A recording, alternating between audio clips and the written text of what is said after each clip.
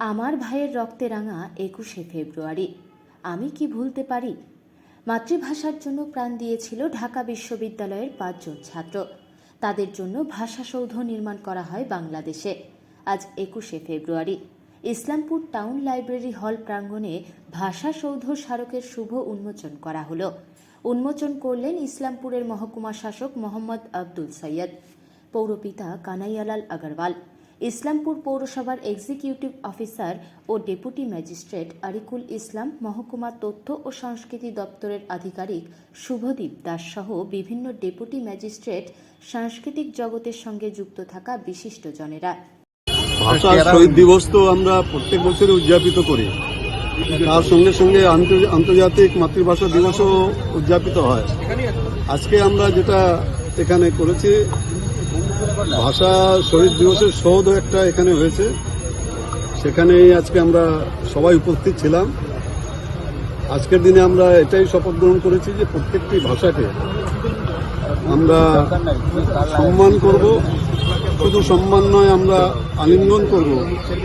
আজকে আন্তর্জাতিক মাতৃভাষা দিবস, গোটা বিশ্বে তো ২০০টা দেশ এই অঙ্গীকার করেছে যে আজকের দিনটাতে সবারই মাতৃভাষাকে আমরা সবাই আলিঙ্গন করব।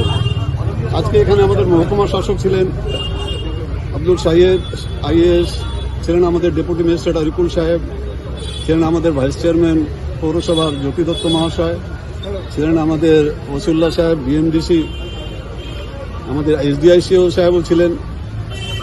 অনেকে এখানে বিশিষ্ট যারা লেখক আছেন ইসলামপুরের, ওনাদের মধ্যে অনেকেই উপস্থিত ছিলেন। ইসলামপুর কলেজের টিআইসি ছিলেন, ইসলামপুর গার্লস স্কুলের হেডমিস্ট্রেস ছিলেন। সবার উপস্থিতিতেই আমরা আজকে এই ভাষা শহীদ দিবস ও আন্তর্জাতিক মাতৃভাষা দিবস উপলক্ষে আমরা আলোচনা করলাম।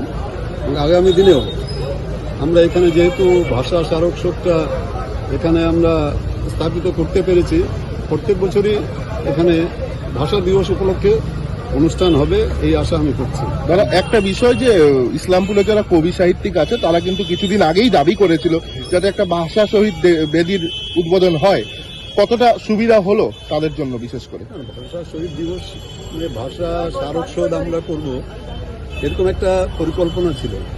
সুবিধা হয়েছে, ওনারাও বলেছেন এই ব্যাপারে, ওনারা এর আগেও বলেছিলেন।